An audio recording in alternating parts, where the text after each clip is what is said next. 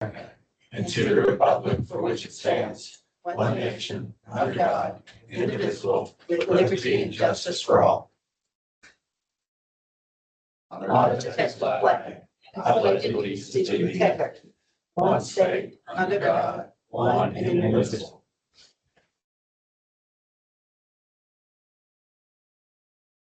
All right. Do we have a member of the public here that would like to speak? This is Sherry Hunter from the Fresno District. Okay. So she'll be talking on one of the. Thank you.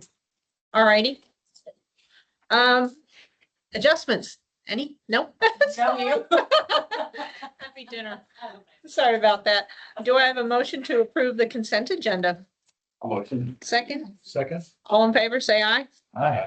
The regular agenda goes to our draft fiscal year operating budget. Are we going to approve our rate now, or is that another agenda item? I think it's another one. Yeah.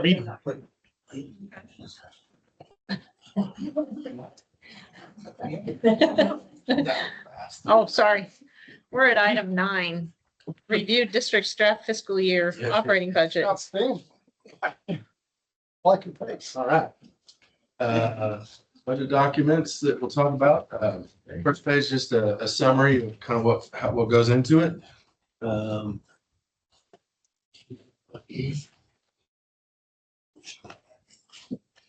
Overall, we have on the revenue side, you can see some of the line items and some of the comments there. Overall, on the revenue side, projecting about a 3% increase, and then on the expense side, about 2%.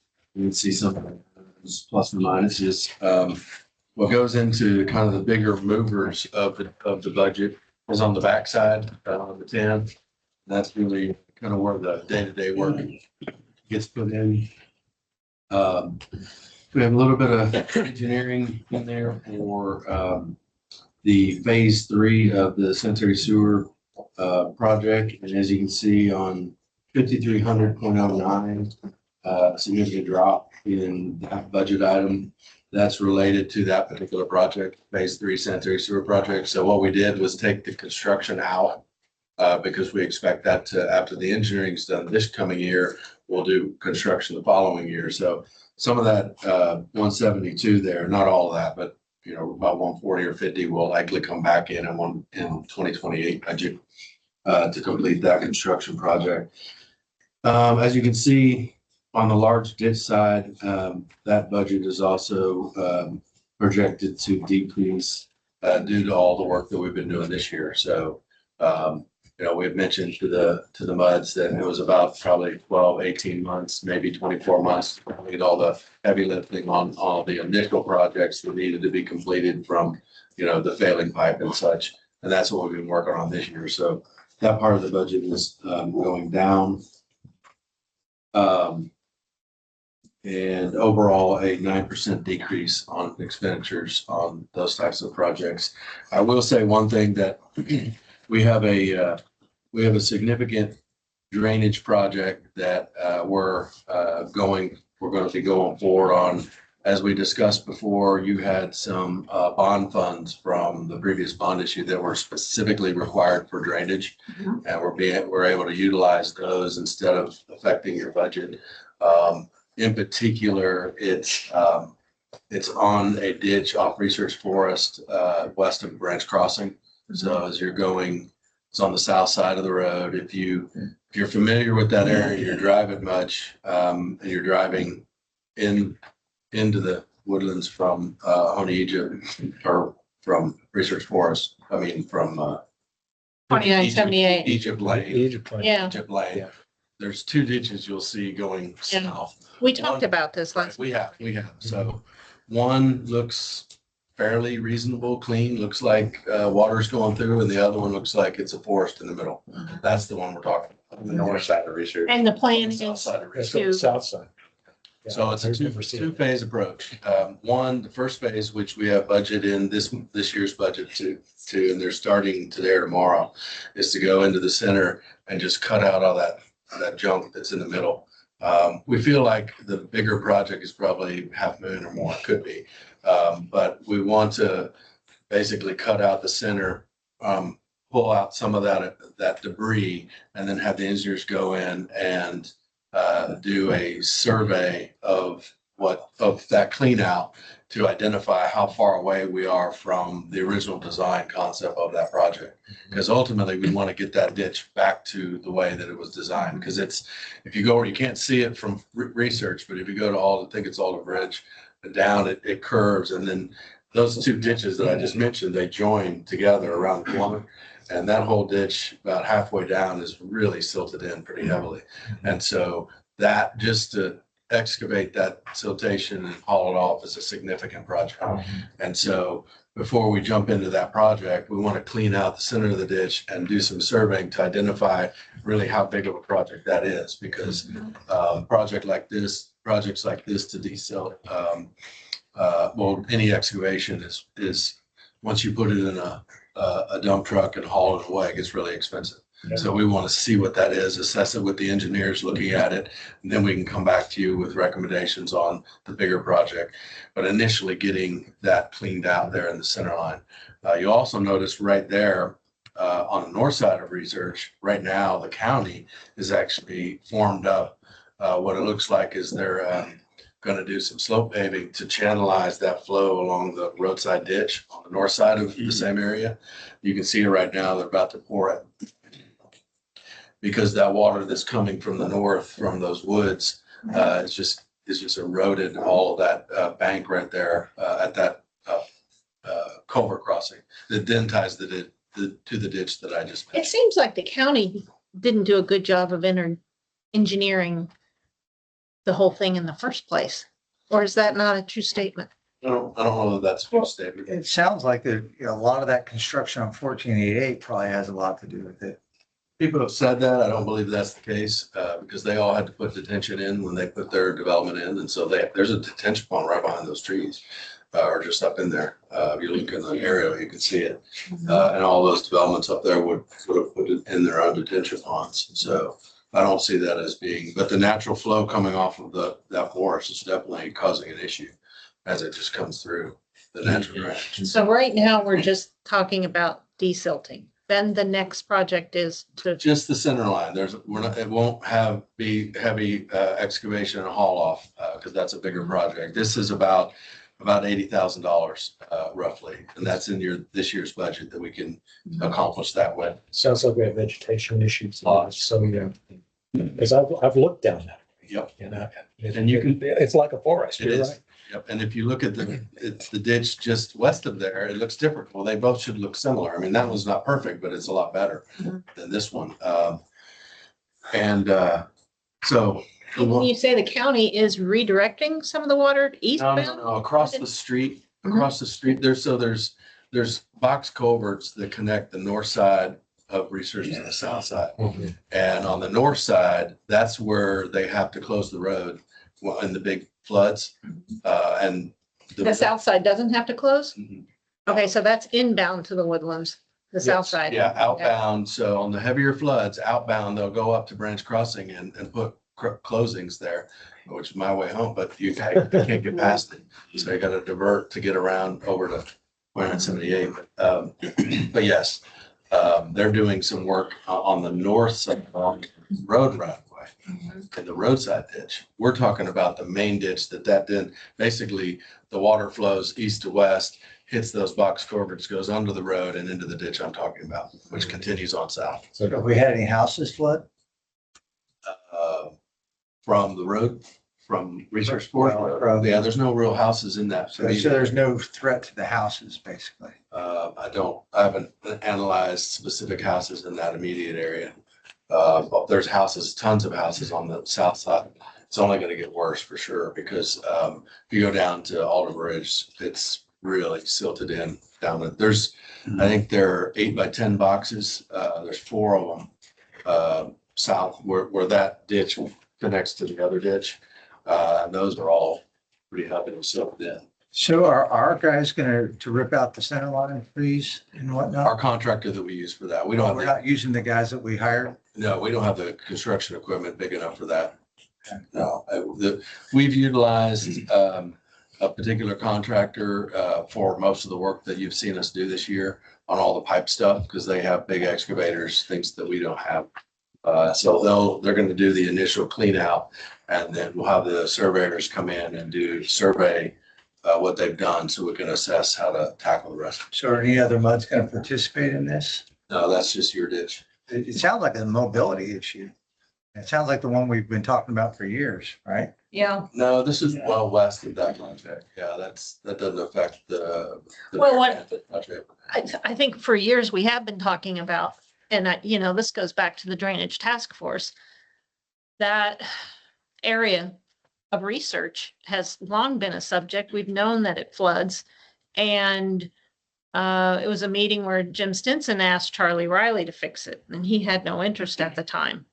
So it was a county issue and a mobility issue. And now I see that we're increasing expenditures to fix it. And No, you already have the cash to do it. yeah, Yeah, you've already sold the bonds for it. yeah. What are But the that's our money that we're spending is what I mean. It's like if Howard Hughes Corp has a certain amount of detainment water, like, so can the county just push water at us by fixing that culvert? They don't have any responsibility of what happens to it downstream. I'm not following. If they can increase the flow, but now it becomes our problem because it's on this side of research, on the south side of Where are research. they're not increasing the flow. What are they fixing? They're fixing the roadside ditch that is naturally eroding over time. They're just trying to fix the road. The roadside ditch, correct. So it has nothing to do with the drainage. I mean, the roadside, the drainage that is hitting that roadside ditch, it affects. And a lot of that's coming in through the woods from the north, and along the roadside, because that's the low area in research at that point. Yeah, but this area is not tied to that other project. That's way over at the high school. But it's all about the road flooding, right? Which isn't that a county issue? No. No, this is your storm sewers and your ditches.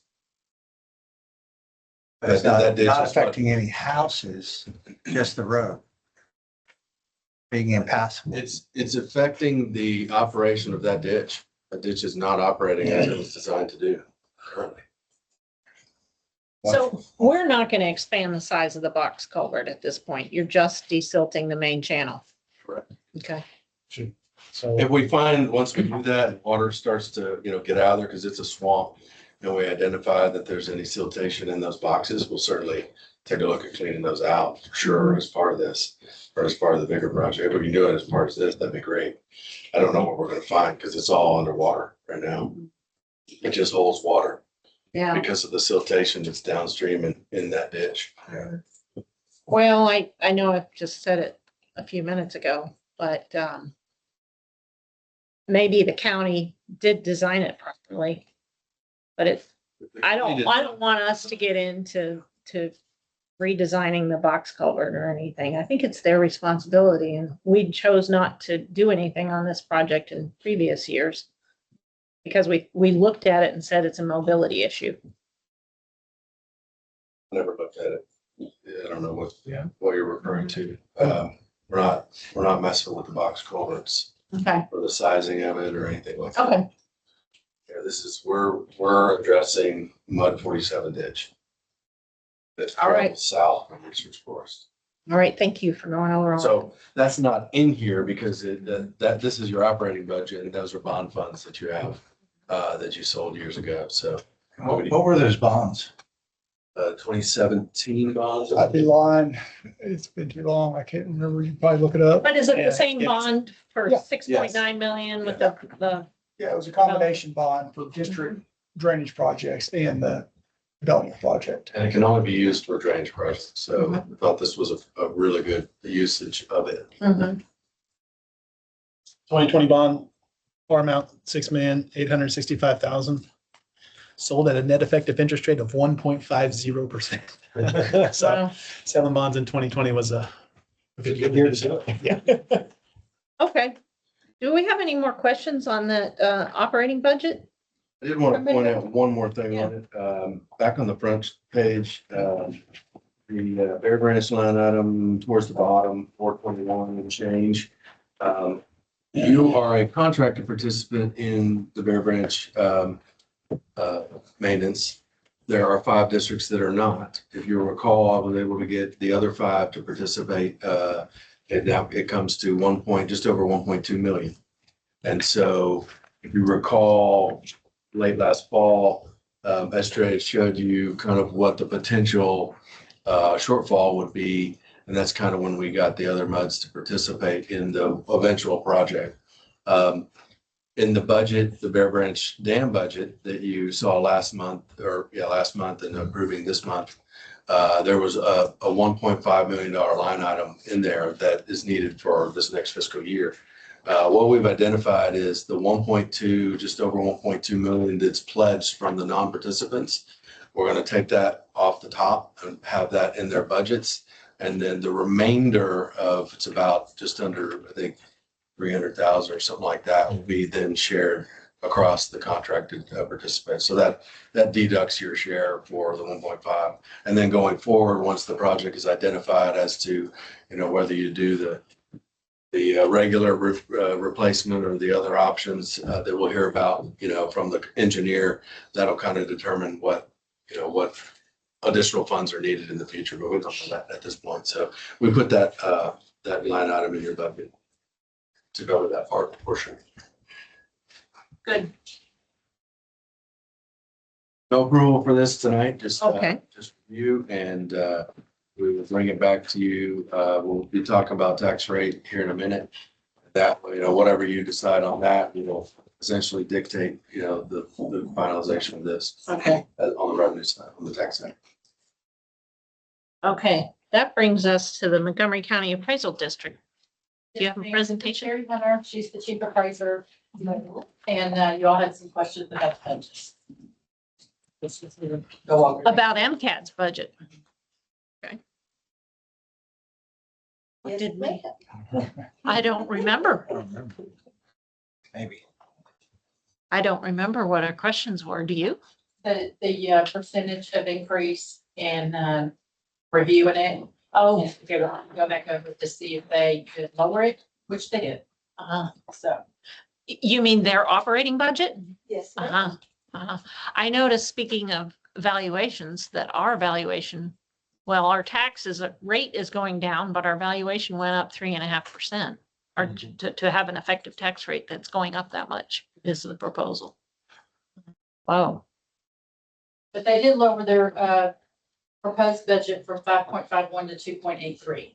Yes. And it's down to. From $5.51 million. Oh,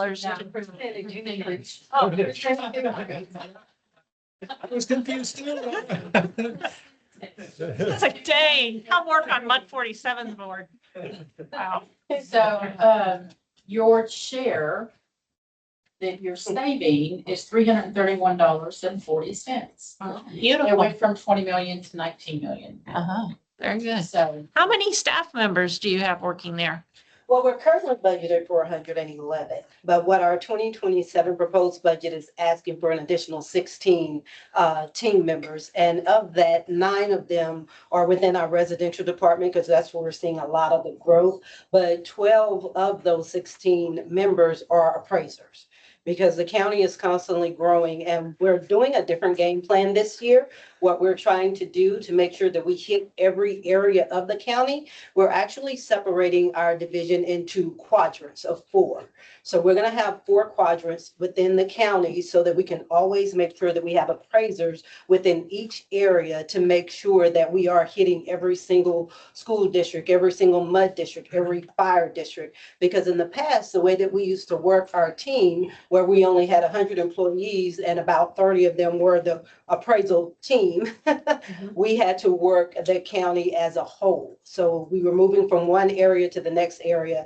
And unfortunately, we were unable to successfully complete a full round of the county each year. And so, of course, the backlog as far as the work. Not sure if you're aware, but there has been some talk about the missing improvements that are out there. The amount of missing improvements that we currently have remaining is about 5,300. And we actually have a game plan with this new setup as far as the 4 quadrants to complete those before year end and have the tax bills mailed out, as well as pick up the additional new constructions that's being added. Last year, we picked up about 15,000 total properties, of which about 9,000 of them were missing improvements. And the missing improvements were mobile homes, houses, sheds, garages, different things like that.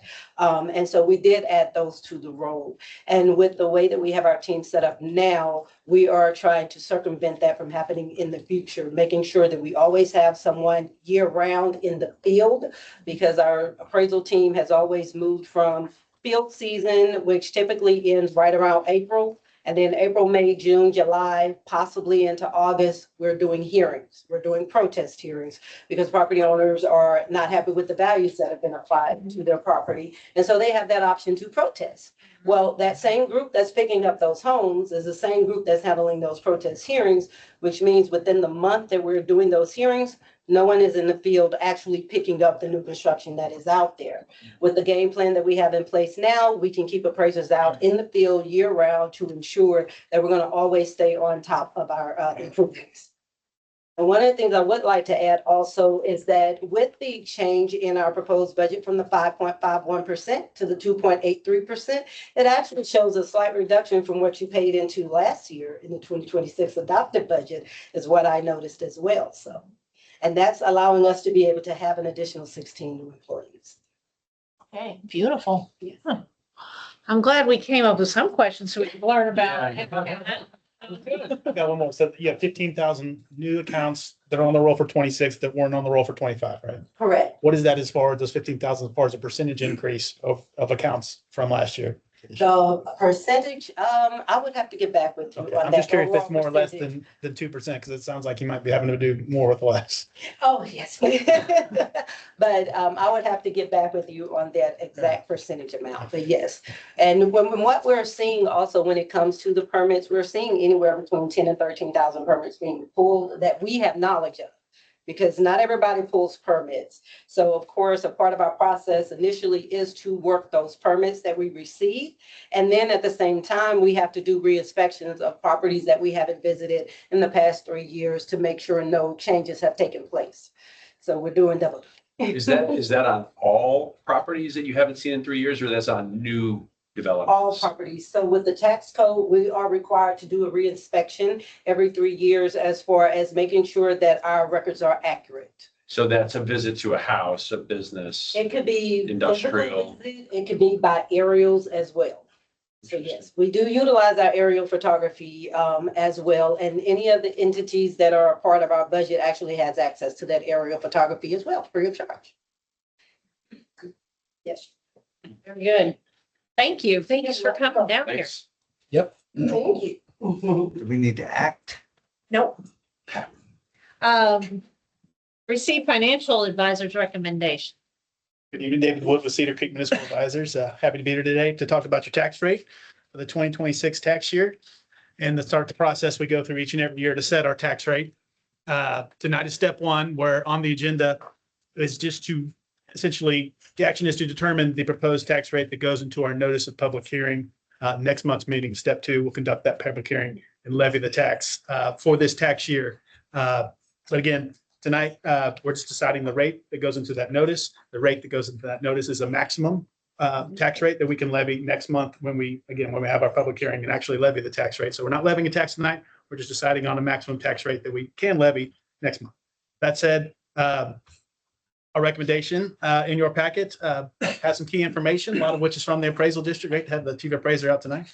I'll point your attention to item 1 in the bullet points in the middle of that letter there. The certified values that were received for the 2026 tax year show a net taxable value for the district of $3,455,000,000. That 26 value is a 3.27% increase over our 2025 value, $3,346,000,000. So with that new value, and importantly, with the new average homestead value for 2026, that's part of that, that total. We proposed set up a tax rate recommendation that proposes the highest tax rate that the district can adopt without voter approval to approve a higher tax rate. And that rate is the rate that produces a 3.5% increase in the tax bill on the average homestead. Again, that rate is 15.9239 cents. That is the total rate that we're recommending, at least to publish tonight for further discussion next month.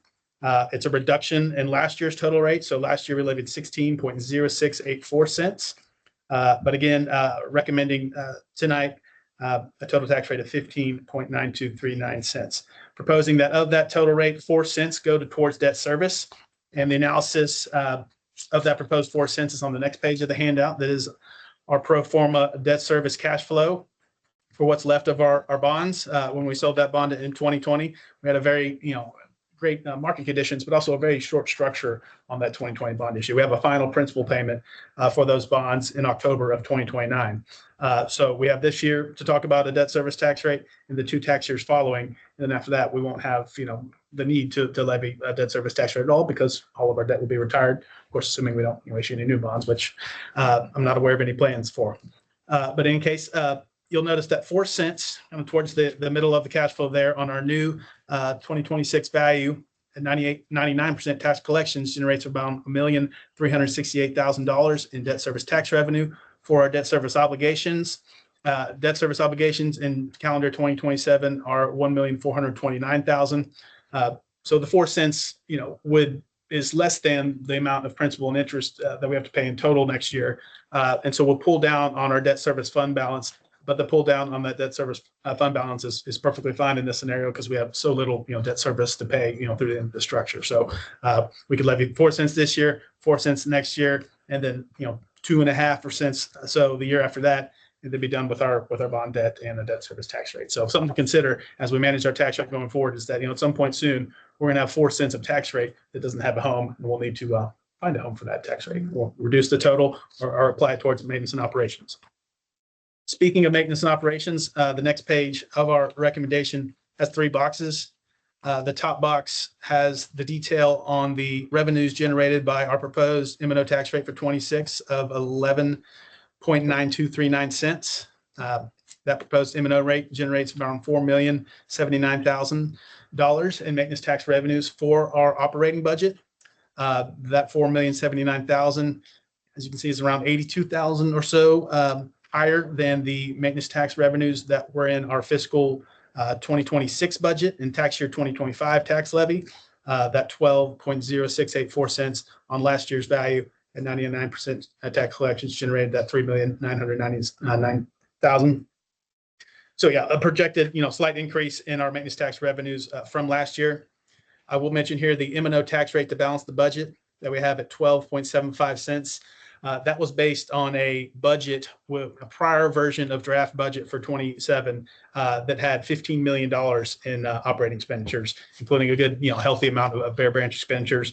The current budget, proposed budget that we're looking at tonight has $11 million in expenditures for fiscal 27.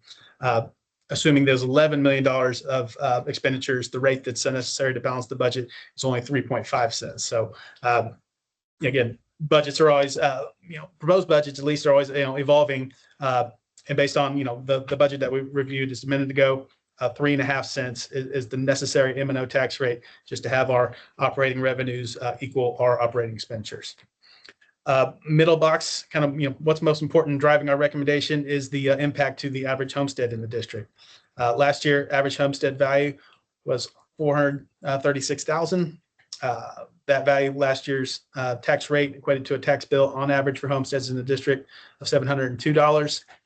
This year, our proposed total rate and the new average homestead value of $455,000 would equate to an average tax bill of $726 or a 3.5% increase from last year's average.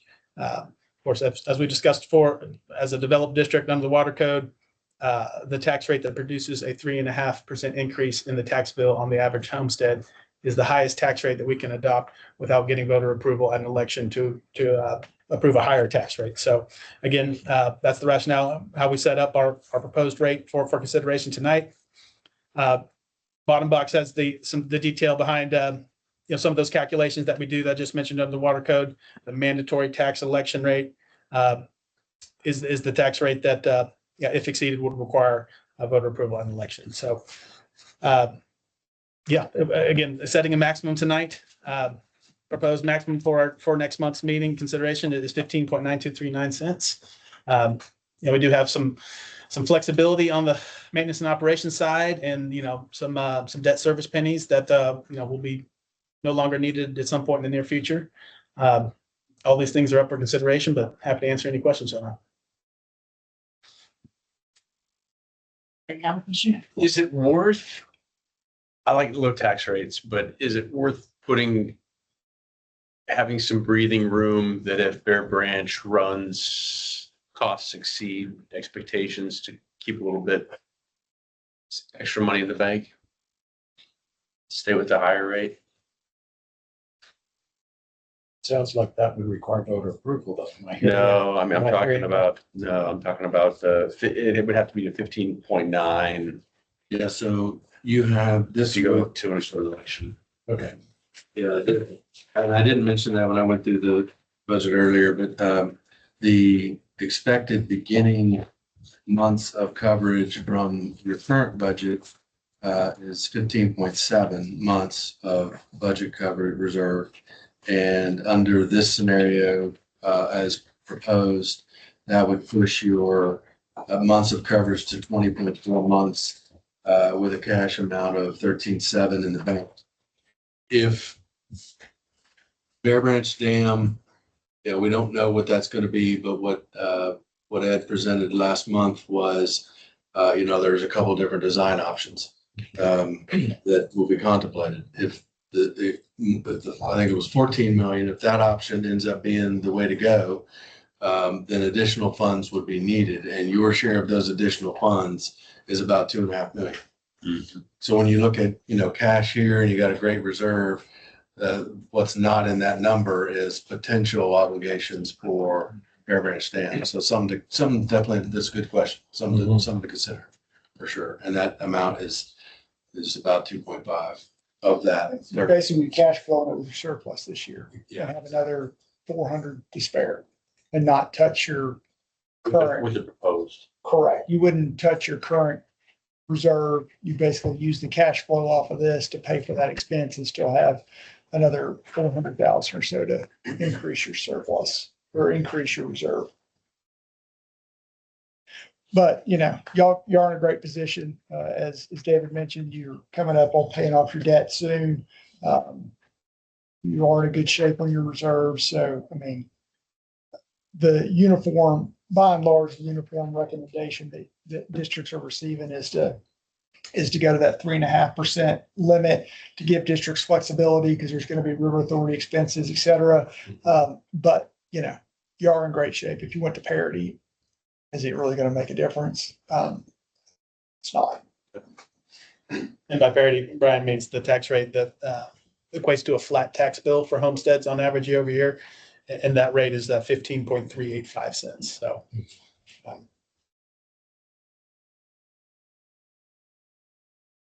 The 3.5 increase rate is 15.9 cents.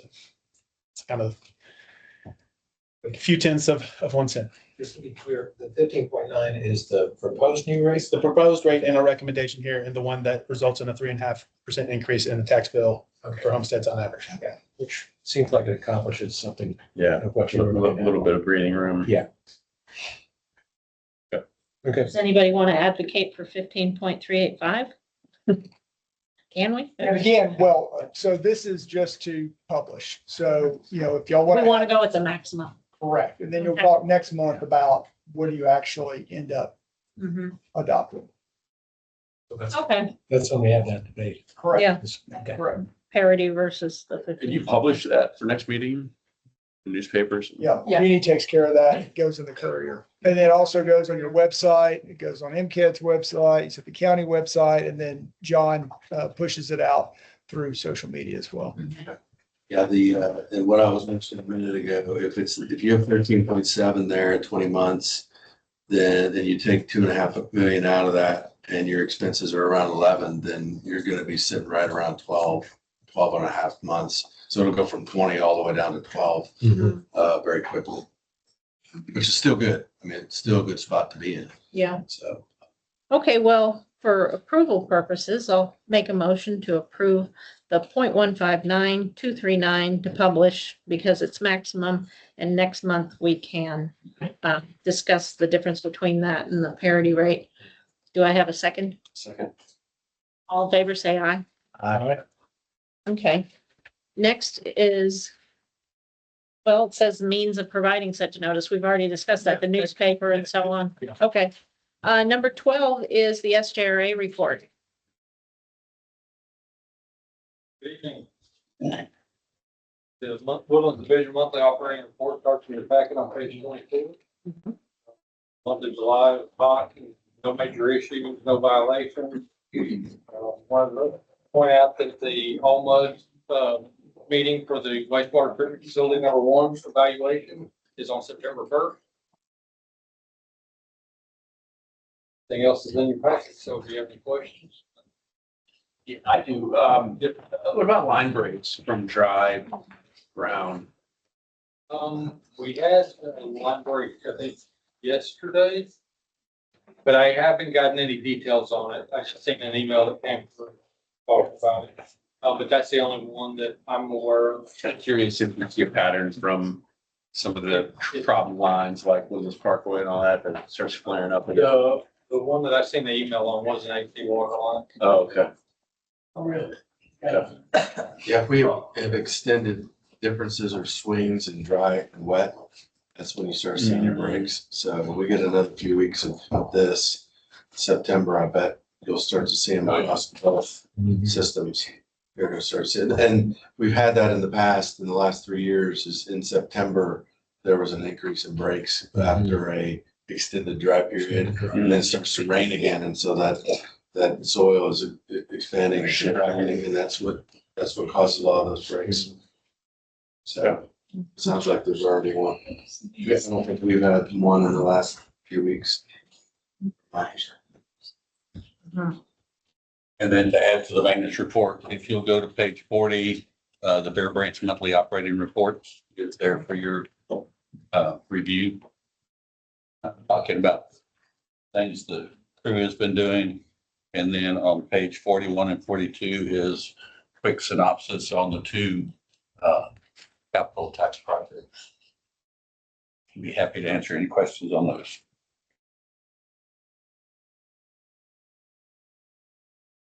Any questions on that, you guys? No. All right. No, I'd say, Ed, this is your last meeting, I think. Yes, sir. So just want to say thank you. It's been enjoyable getting to know you this Thank you past very few years, and wish you well in your retirement. Looking forward to Happy retirement. It's a great way to go. it. Keep hearing that. Great. Board join the mud board. I haven't found one where I'm going. But call if you have an opening. We'll talk. All right. Consider an act on draft of Bear Branch Dam fiscal year budget and 10-year project plan. Are we gonna do that? If you recall, last month, we presented the budget along with the 10-year project plan. There's been no changes to that budget or the project plan. So we're asking for your all's concurrence tonight so that we can stand in front of our board next Thursday and say, the MUD's approves the Bear Branch division budget. Make a motion to approve the Bear Branch fiscal year budget and 10-year project plan. Second the motion. Thank you. All in favor, say aye. Aye. All right, next is the supplemental agreement for the Tier 1 water line renewal project. That one's still defer. Already? Still with the We're trustees. gonna defer that with the trustees, still working on it. Next is receive update regarding status of Bear Branch, Panther Branch Drainage Improvement Project. No update. Okay, this one I wanted to, we can talk about committee members on that one. And with all my background in flood stuff with the Drainage Task Force, I'd like to be on that committee. And I understand from previous boards, I think I was sick with COVID or something the day we appointed that, and I would like to get on that committee. I So, was on the committee also. I think Craig was. okay. Then I'd like to, if it needs a motion to I don't think you need one. You're You the know? president. Okay, You'll fill. I can appoint. Maybe, Yeah. I mean, there was, each board appointed a couple, I think a Two primary. members from each of the 5 months, right? So it's up to me to appoint who's on that committee from our board? President, Okay, woo the power. You can. And we usually have two, right? Yeah. So I will do that. I'll appoint myself and Brad on that committee. I have a question. I see you've got a name change. So now it's added Research Forest Drive in the drainage. Was there a reason behind that? It was always the Bear Branch, Panther Branch Drainage Improvement Project. It's the same project. It's always been research, Bear Panther Research Project. So when are we gonna have our next meeting? It's been, what, a year and a half since we've had one? Yeah, there's no reason to meet at this point because the funding is still sitting in the Corps of Engineers evaluation. So it won't probably be until next year, I would guess. Who could call a meeting earlier if we wanted to meet earlier? I can certainly call it. Okay. There's no reason to call one, but we already know the scope of the project. We're about $10 million short. Okay. We've identified additional funding options that are not available. And the path right now is the application that we have into play with the Corps of Engineers. And in order to move forward, them to move forward with identifying whether or not they want to partner on the project, is they need to do a feasibility study. It was our expectation that they would be able to do that this year, but they did not have funds in their budget to do that feasibility. So they reached out to us probably about 45 days ago or so. 2 months. It's about a month or so, saying, are y'all still wanting to pursue this, which is the CAP funding program? And we said, yes, we're waiting on you. And so understanding is that request, that email was so that they could request from in their budget to put that feasibility funds in their budget for in their fiscal years 10-1. So theoretically, once that budget gets approved, that would be in it, and the Corps of Engineers would then proceed with that feasibility, which my guess is they probably wouldn't start that feasibility probably until early next year. And then they indicated to us last year that once they get started with that it's about a minimum of about 90 days for them to complete their feasibility. And at that point, then after they completed their feasibility, they identify whether or not they deem the project as something they would partner on that could be CAP program funded. And that's the program, one of the few programs that could actually bridge the entire $10 million gap. Because it's got a 55% local match, and the $11.3 million that we already have in the bank for that project comes to about 53.8% last I checked, something like that. So we're almost already right at it, and local match. And so we felt like that was the best option at this point for pushing this project forward, because if that feasibility comes back and it's not CAP funding, capable or whatever, then the project probably dies. One small question about the project, is it proposed now to create detention ponds on either side of the waterway to mitigate flooding in that area? Is that the plan? Yes. The evaluation that was done that had the biggest impact to reduce water surface elevation, high water mark for the Tax Day floods type of rain event was to bring down Research Forest from about 3 feet high to just under 1 foot. So the emergency vehicles could pass. It also had area-wide impacts around that epicenter. Just think of it as around the high school. And so the neighborhoods around both sides, particularly Capstone on the south side and Twinberry on the Twinberry on the north side, Twinberry, and then further up Lake Ness. So those were some areas that would have some impact as far as the customers go, above and beyond the mobility improvement that would occur. And so that project that accomplished that was a digging out of the main channel of the branch, doing some underbrush clearing, not widespread timber clearing, but underbrush clearings so that water could move through the branch quicker, and also in a bigger channel. And then once you've sped that water up, you have to slow it down in those detention ponds that are on both sides of it on the northwest corner of Gosling and Research Forest. That's where those ponds would be. And so that was the overall project that accomplished the greatest benefit. The question was asked about a year and a half ago. Okay, well, we have 11.5 million. What can we downsize this project and still accomplish something? And then they went back to the model and looked at that.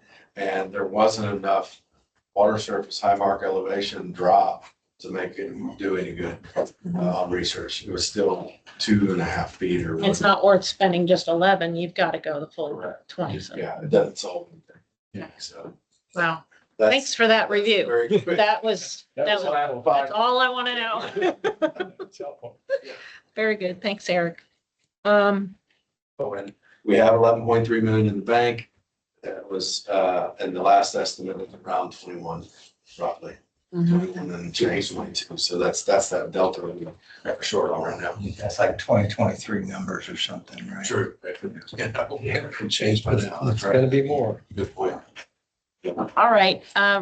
Receive and act on the engineer's report. Okay. Developers report. Hi. Is that Dan saying hello? He's back. I'm back. Since we last met, since last month, you need to pull, you're pulling up here. Since we last met, we had quite a discussion last month about what we think is in the district's best interest and our best interest to delay starting the construction of utilities to serve the area in question on the map up here. We wrote 2 proposals and gave them to the attorney, which I think you guys have copies of. I have additional copies here if you want a copy of it. We can do it another way other than the 2 we've got proposed. One is an extension of 10 years, which is just a 5-year extension from the original date. The second proposal is an extension of 10 years, it's a 1-year extension on an annual basis, automatically renewed. We don't know what we're going to build. We think that if we know what we're going to build and know how the property is going to be carved up, we might be able to save the district some money and link the water lines and sewer lines and storm sewer lines. So go ahead. So I have heard that it's going to be a Starbucks and a workout gym. Is there no truth to that? I'm unaware of it. Okay. That So there's that no- doesn't mean it's not true, because there's a lot of people doing a lot of stuff, selling stuff that I'm not aware of. But I haven't been brought. Different arms of Oh, absolutely. HHC. You know who I am. I'm your engineer. They'll come to me eventually when they, when they want to have water and sewer. Well, you're talking about 2 different things. So he's talking about what hasn't been built in terms of the utilities. What you're talking about is the completion of the rest of the developed property Yeah. tied to the Dudley deal. Right. And we have received some drawings lately, so we can actually answer that question. Not specifically on what tenant is going to be in, but they are proposing a large, what they call a gym, and it would be a workout type facility. And I think that was 70,000 square feet, I think. Yeah. Yeah. They're just comparing capacity. Yeah, they're just asking. Development yet. Right now, it's. Inquiry. And the preliminary land plan that they're showing is what I'm describing. So that we haven't seen drawings in terms of the actual drawings to review. It's hey, if we did this, do you have capacity? And that's what we're looking at, which is the first step. And that's typically what we see. The other piece besides that building in the same parking lot, there's a smaller, more looks like a strip center type commercial retail. So that I don't know if it's a entirely standalone Starbucks. It doesn't say Starbucks on it. It's probably big enough to be that, I guess, but it could be any kind of commercial retail. The building is the 20,000. Yeah, it was a smaller little. 4,000. Yeah, it was not a big building. The first one, the gym was like 70,000 square feet. So this would go in west of where the parking lot is now, This would which go is in. basically smooth land. West of the existing building, Of Dustin. east of Buckshot. And when East you of what start to go west of that existing parking lot and that's at the Dudley Sports Complex, you then run into a different drainage situation where you've got to mitigate the storm runoff, whereas where the Dudley, as I understood it, what runs off of that goes into our existing engineering and drainage, right? Reach to the west. And what? Up to Buckshot Lane, range to the east. Up to Buckshot drains to the east. Okay. So I had a question on the Dudley Sports Complex. There's no retention or detention ponds built yet, right? Right. Is there anything that needs just for that specific 5-acre trail? It's part of the master plan of the Woodlands. Yeah. So some of our areas are detained, other areas are not detained, and it goes back to the beginning of the Woodlands. So we can talk for the next 45 minutes about a whole lot of history and hydrology if you'd like to. But everything in the Woodlands has detention already provided for it. Except this part west right now. We got to address that in our. And technically it has detention set up for it as well. The only thing that requires us to do detention on this property for this property we're developing is because it runs across somebody else's property before it runs back onto ours. Oh, is that Del Webb? No, Or no, Canadian? no, What's the trivia? go to the picture right quick. Go to the drainage one if you don't mind. Let's keep going, keep going, keep going. Keep going, yeah. Okay. So this is property we don't own. And this is property that's in the Woodlands. So when we put developed flows here, we can't put developed flows onto our neighbor without affecting him negatively. So that's why this property has to be detained before I can release it and bring it back into the Woodlands. That's why this acreage has detention on it. Otherwise, it would be part of the master plan of the Woodlands, and we would say detention has been provided for. And the county would, that's what the county and we've worked with the county for decades on that. Okay, go on with your presentation. Well, there's no presentation. It's the same slides as last time. And I've got, yeah. The only thing different is we have a proposal before you guys now. It talks about extending the contract. It allows us to put in the facilities that are required at the time they're required. It leaves you in a good spot because you don't have a lot of facilities in the ground that aren't going to be utilized. I don't have anything built up there. It keeps your money in the bank longer, which isn't bad because you're earning more interest than you're paying on the bond. So that's the end of that. That's the end of the story. I don't have a lot more to talk Okay. about. If you guys have Then one questions, we last can talk question. about what? We'll ask some questions. So one of the ones I have is if you design this to be the maximum thing that could be built there. Right. What are you talking about cost wise compared to, oh, all that's going to go there is something simple that doesn't require a lot of WSD kind of thing? Just a ballpark idea of what you're thinking. That's a hard question to answer. You know, if we had a bulk sale there, we sold it in one large piece, it'd be a lot less utilities to install. And we're talking probably hundreds of thousands of dollars. I'd say at least 250. But it's not going to be a bulk sale, right? Because I don't part of know. it's, well, I don't understand then. We know that something else is going to be developed to the west of the parking lot. That's part of it. So that's not a bulk sale. No, everything in yellow Uh-huh. is still our property. We could sell that entire chunk of property to one guy right now. Okay. So what we're talking about is in green. Okay, the gym and Starbucks is in The gym green. that I was talking about and the commercial retail is all in the green. Okay, What's remaining is the yellow. what is the white that separates the green from the yellow? Is it is something significant? Buckshot Lane. That's Buckshot, okay. So if you design this thing, as you were saying, you all design now, and then you have to go back later and redesign because you change your mind or you got, other offers or whatever. So what's the cost on that? Like the variance, right? So Well, is it a major cost difference? we won't. If we design this, all the lines you see on this picture are going to be built. Okay. And we will honor those lines when we sell that property, and it will serve every square foot of the property to be developed. My comment to you guys is if we subdivide it differently, maybe we don't have to build as much infrastructure, which saves your taxpayers money. And you don't have to pay me as much because you won't have to reimburse me as much, which is the bottom line of how your taxpayers are going to save money.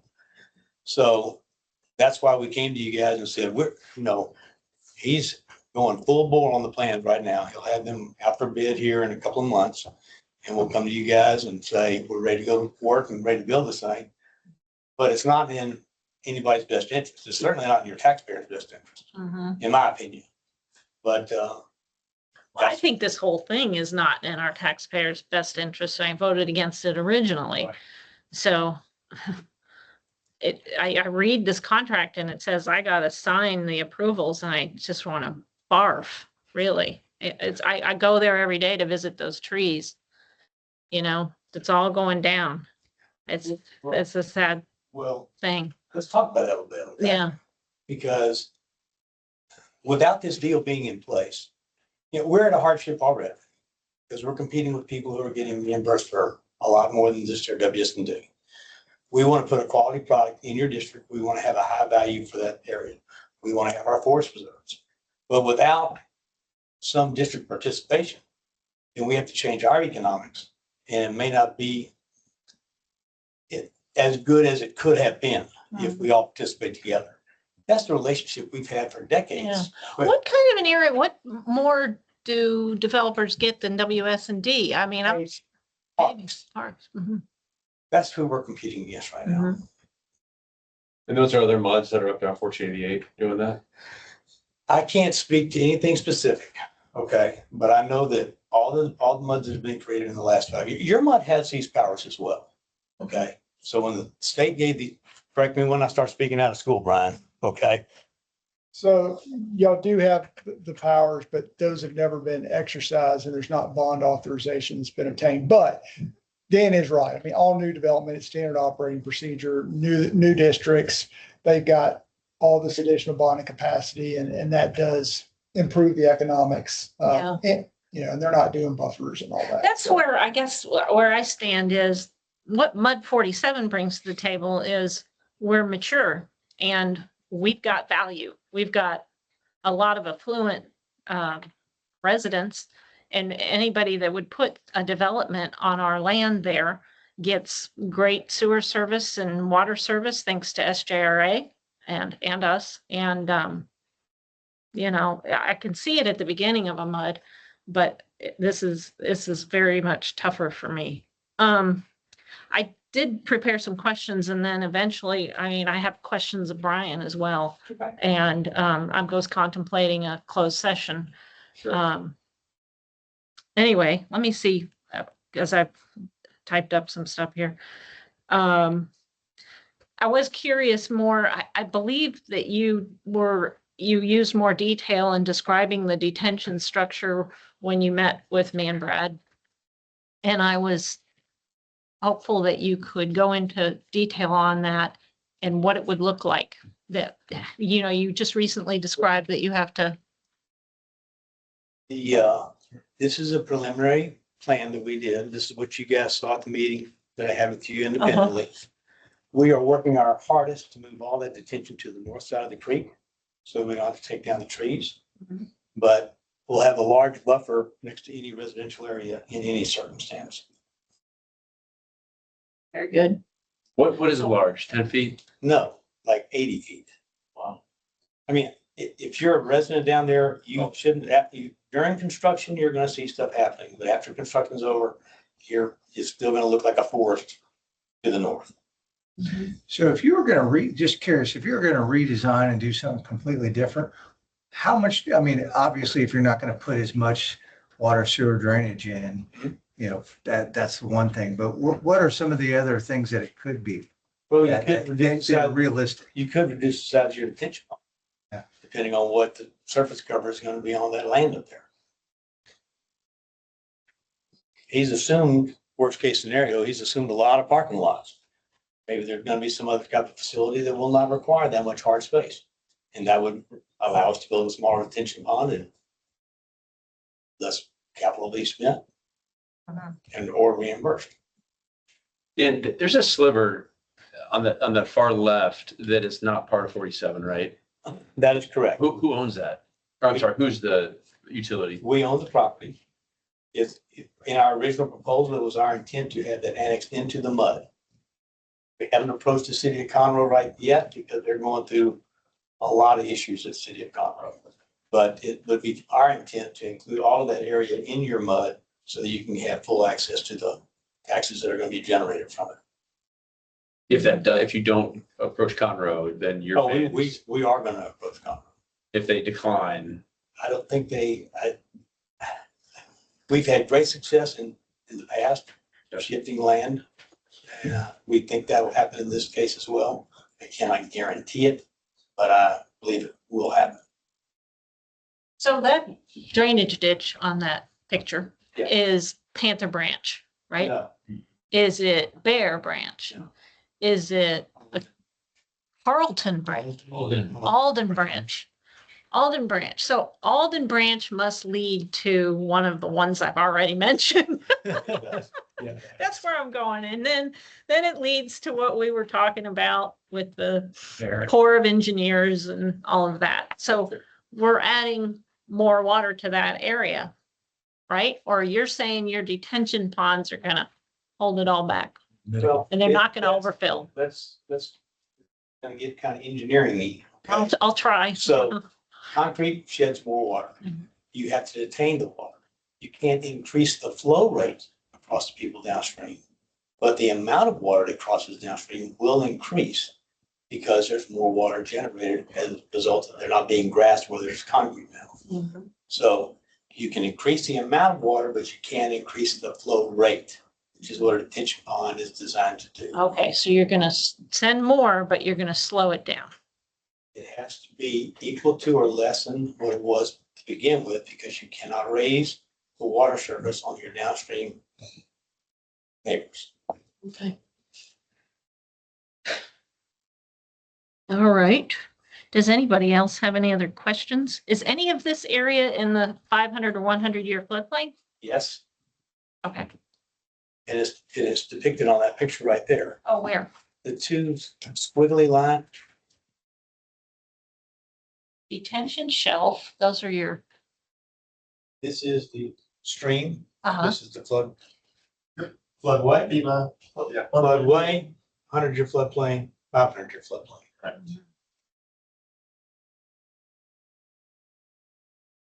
what's the downside to agreeing to Dan's proposed options? Well, I mean, you have a contract that's in place. I mean, I don't know if y'all want to go into that. Yeah, I think we should yeah. go in executive session. Hmm. All right, no more questions for Mr. Colcourse then. We'll go to closed session. Thank you, Dan. You bet.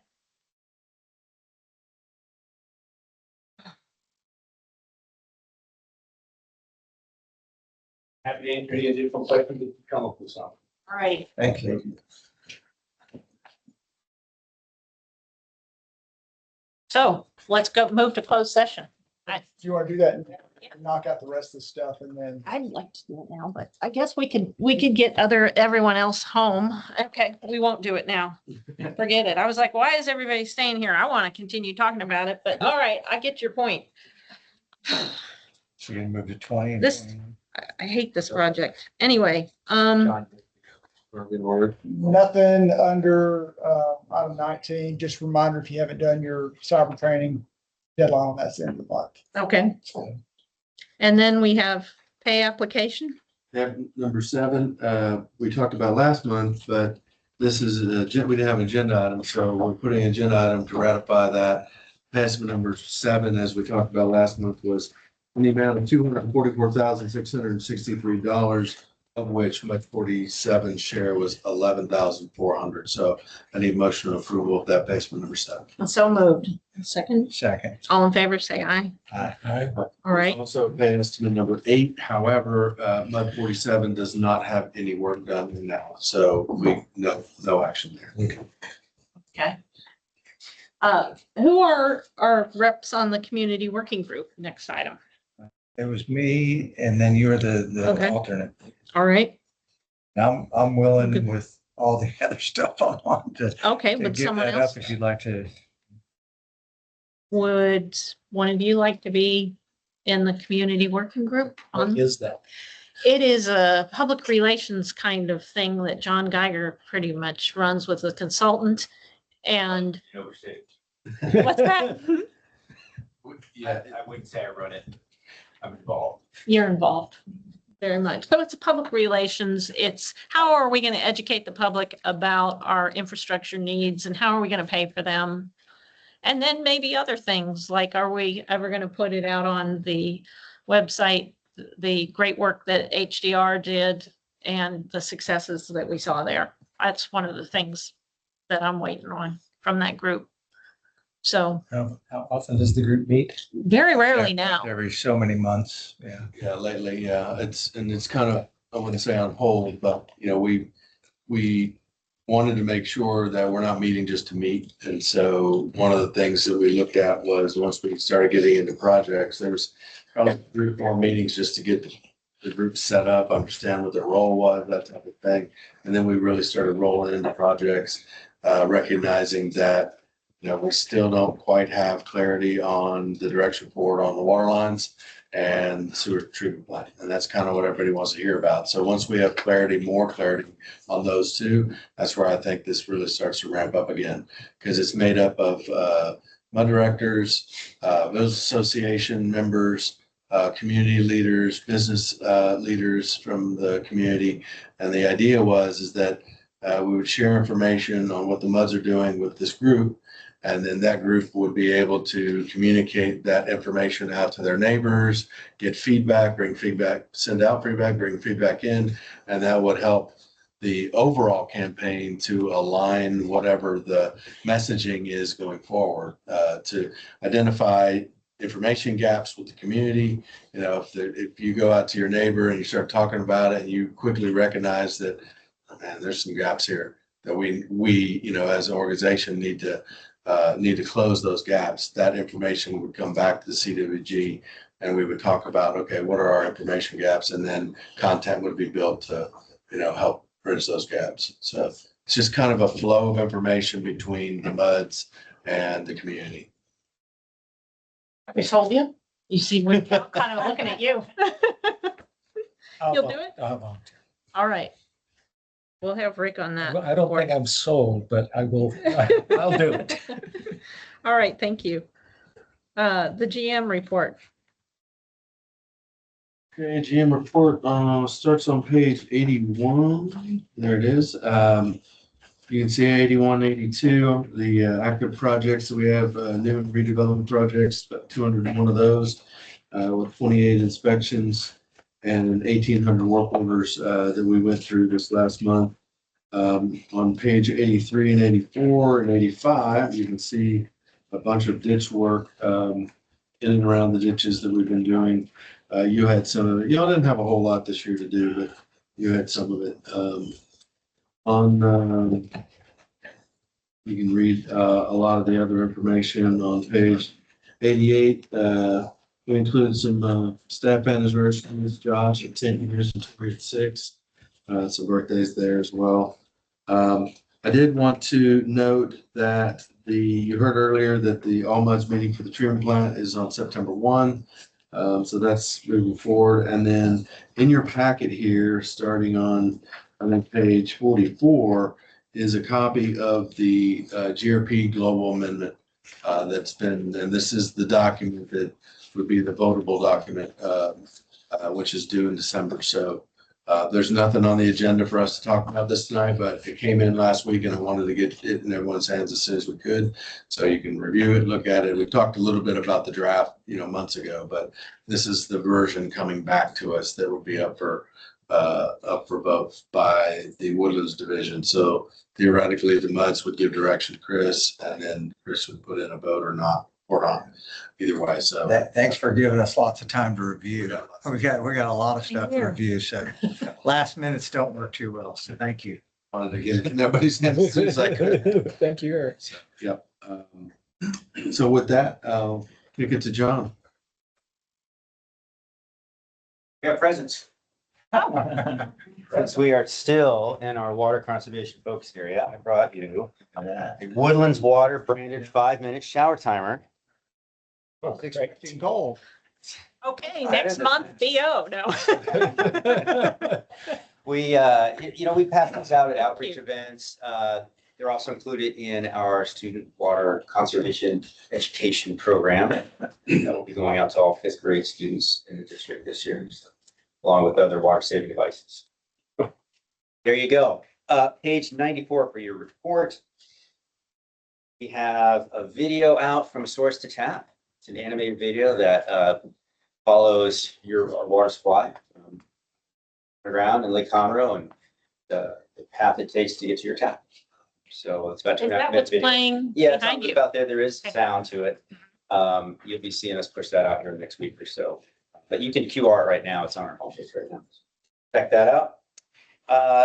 On page 95, Woodlands Water Weekly, some sample material there from the last few weeklies. If you're not signed up for the weekly, really encourage you to do so.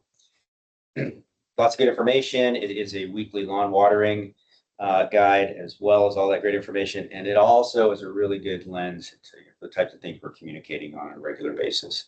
So you can QR that right there on 95. And then the other thing I wanted to point out was on page 97, we have an in-person outreach calendar that's continuing to build for the fall.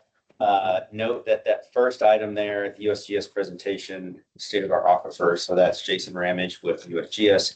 He's come for the last number of years annually to present on that. That'll be at Hark on the 24th. You can attend in person. You can also catch it live on Zoom, and of course we'll have a recording available as well. For that, any questions? Thanks. Okay. Trustees report? Anything to add? The only thing I saw in there that was,